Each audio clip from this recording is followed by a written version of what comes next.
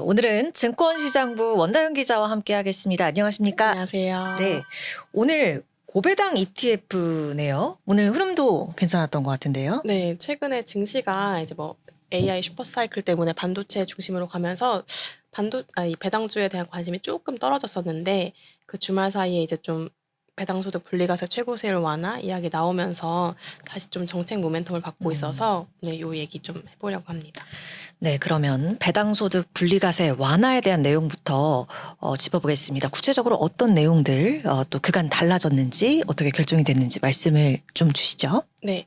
배당소득 분리과세가 이제 지난 7월 말에 정부가 세제 개편안 발표하면서 나왔던 얘기인데 네. 이제 지금은 배당이랑 이자 같은 금융소득이 2천만 원을 넘기면 이제 그 금융소득 종합과세의 이제 대상자가 되면서 다른 소득이랑 이제 합산해서 최고 45%까지 세율이 적용이 되거든요. 네. 근데 이제 정부가 지난 7월 말에 이제 배당소득 분리과세를 도입을 하겠다라고 해가지고 이게 뭐 이 좀 그 세부담을 완화해주면서 주식시장도 활성화하고 고배당 기업에 대해서 좀 투자를 촉진하도록 하겠다 이렇게 발표를 했었어요. 네.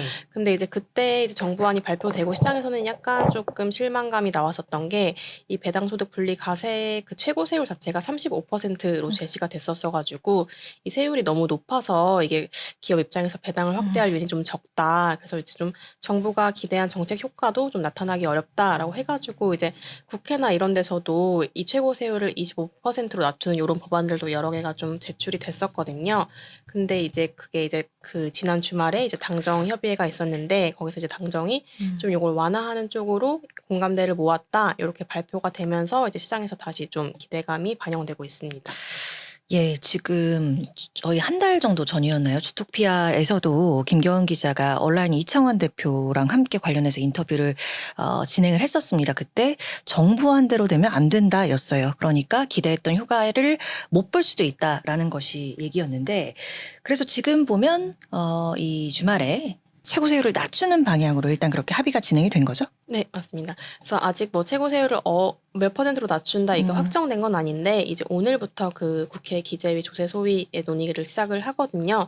그래서 뭐 이제 그 기대하는 바론 업계에서는 이제 25%가 유력하게 관측은 되고 있는데 네. 그 논의를 거쳐서 이제 최고 세율은 확정이 될 것 같습니다. 네.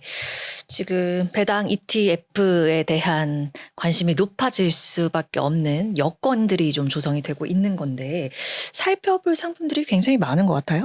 맞아요. 이게 사실 뭐 그 연초부터 이제 뭐 이렇게 뭐 대선 공약 정책들로 이렇게 나왔던 것들이 이제 주주환원 활성화에 대한 그런 정책 모멘텀이 계속 있었기 때문에 네. 시장에서도 이거에 대응한 이제 배당 ETF들이 새롭게 많이 나왔었어요. 그래서 저도 앞서 9월에 한번 여기서도 이제 고배당 ETF들의 전략이 좀 진화하고 있다 이렇게 해서 소개해 드린 적이 있는데 그러면 그렇게 이제 좀 새로 나온 전략들의 상품이 어떻게 좀 성과를 내고 있는지 오늘 좀 비교를 해 드리겠습니다. 네.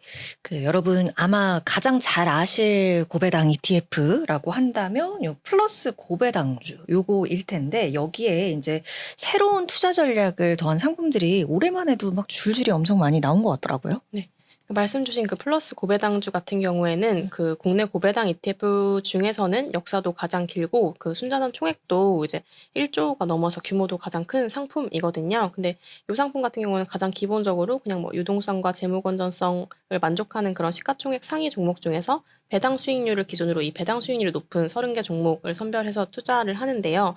이제 올해 새로 나온 고배당 ETF들 같은 경우에는 그런 이제 이런 정책들의 수혜를 받을 수 있는 추가적인 좀 선별 요건들을 좀 더해서 이 정책 수혜보다 좀 타깃해서 이제 좀 구조가 된 상품들이라는 게 특징입니다. 이번에는 수익률 기준으로 좀 살펴볼 수 있을까요? 특히나 올해 이제 출시된 새로 얼굴을 내민 이 고배당 ETF 가운데에서 가장 좋은 성과를 내보고 있는 이런 상품을 좀 골라보자면요. 네.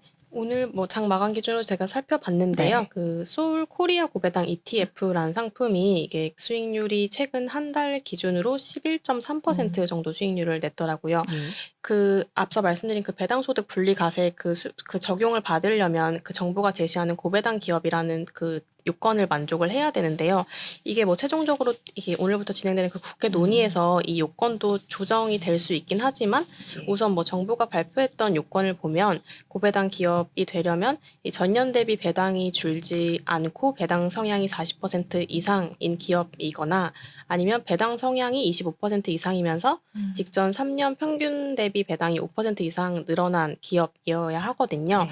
근데 이 솔 코리아 고배당 ETF 같은 경우는 이 투자 종목을 골라낼 때 이런 요건에 맞는 그 기업을 골라서 이제 이 배당 소득 분리과세의 혜택을 볼 수 있는 기업에 좀 그 편입의 가중치를 두고 또 플러스로 그 일반 주주 같은 경우에는 좀 비과세 혜택을 볼 수 있는 그 자본준비금으로 배당을 주는 그 감액 배당을 하는 기업들을 골라내서 또 포트폴리오에 담는 게 특징이거든요.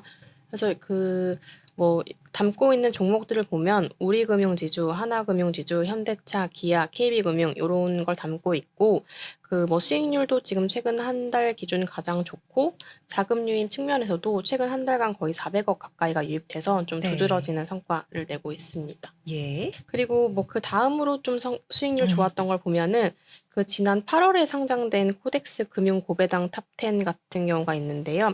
사실 요새 좀 금융주 흐름이 좋다 보니까 이 상품 같은 경우에는 수익성이 높고 배당을 잘 주는 뭐 은행, 증권, 보험 이렇게 다 아우르는 금융주 10개를 선별한 상품인데 예. 요것도 10.94% 거의 11% 가까운 한 달 수익률을 냈습니다. 아, 그렇군요.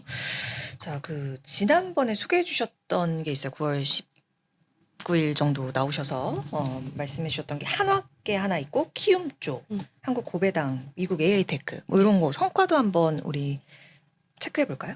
네, 그 하나운용 상품은 플러스 자사주 매입 고배당주라는 ETF인데 이게 그 앞서 말씀드린 그 가장 이제 그 규모가 큰 고배당 ETF가 플러스 고배당주인데 여기서 이제 좀 자사주 매입을 하는 기업들을 또 고르는 전략을 가미해서 이제 네. 하나운용도 새로 내놓은 ETF인데요.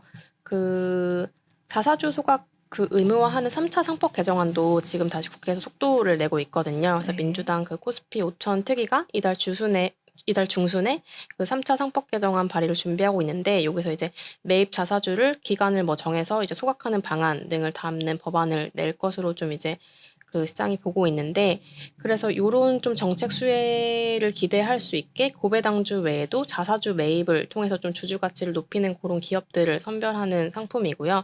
그래서 투자 종목을 보면 뭐 현대차, 고려아연, 뭐 기아, 미스트홀딩스 요런 종목들 담고 있는데 요것도 최근 한 달 뭐 9.35%요 정도 수익률을 내고 있고 또 말씀 주신 그 키움 한국 고배당 앤 미국 AI 테크 같은 경우에는 앞서 말씀드린 상품들이랑은 조금 다른데 앞서 말씀드린 상품들은 이제 국내 고배당주들 중에서 어떤 요인을 고려하고 어떤 거에 좀 가중치를 둬서 좀 선별하냐 이런 거에서 차별점이 있었다면 이 상품 같은 경우에는 아예 국내 고배당주랑 여기 미국 테크주를 같이 투자하는 이런 좀 다른 전략인데 국내 고배당주의 70 그리고 미국 테크주의 30 이런 비중으로 투자를 하는데 이게 그 미국 테크주에 투자해서 그 성과를 다시 그냥 국내 고배당주에 투자하는 이렇게 해서 구조적으로 이 상품 안에서 배당 성장이 이루어질 수 있도록 그렇게 설계를 한 상품이에요. 그래서 이 상품 같은 경우에는 이렇게 투자 종목을 보면 뭐 엔비디아, 애플, 마이크로소프트 이런 기술주도 담고 있고 뭐 효성, DB, 손해보험 이런 국내 배당주도 같이 담고 있는데 근데 아무래도 최근에 조금 미국 기술주가 성과가 좀 안 좋았다 보니까 최근 한 달 기준으로는 한 6.84% 정도 수익률을 내고 있습니다. 네, 오늘 잘 들었습니다. 이 배당 소득 분리 과세 외에도 지금 고배당 기업 투자하는 펀드에서 나오는 배당 소득도 분리 과세하는 방안 이 부분도 얘기가 되고 있는 것으로 알고 있거든요. 국내임 최은석 의원인가요? 네. 이 야당 쪽에서도 자산 60% 이상 국내 상장법인 투자하는 펀드로부터 받는 배당 소득을 분리해서 과세하는 이런 소득세법 개정안이 발의가 돼 있는 상태인 것도 같습니다. 여건 등이 이제 조성이 되면서 달려갈 것들이 그리고 조금 더 훈훈해질 것들이 무엇일지에 대해서 체크해 보신다라는 관점에서 오늘 이렇게 원다영 기자가 준비를 잘 해준 것 같네요. 오늘 말씀 고맙습니다. 네, 감사합니다.